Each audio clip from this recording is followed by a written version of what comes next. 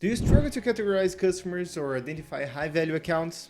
Well, Metrobi customer tags feature can help you with that. Now, all of your customers will be tagged based on their delivery frequency, helping you to service them better and focus on your key accounts. With these insights, you can easily deliver a more personalized experience to specific customers that are bringing more value to your business. Hi, my name is João, and in this video, I'm gonna show you the customer tags feature of Metrobi. Let's check it out. Okay, so now let's take a look at the dashboard and see how these tags look like. All you gotta do is just really pull up your account and open your customers tab right here. And from this page, you can see all the customers that you have ever delivered to. And in this case, I can see which ones are small, medium, and also large accounts. And I can also tell, just looking at this page, which ones are new accounts and which ones are not new accounts anymore.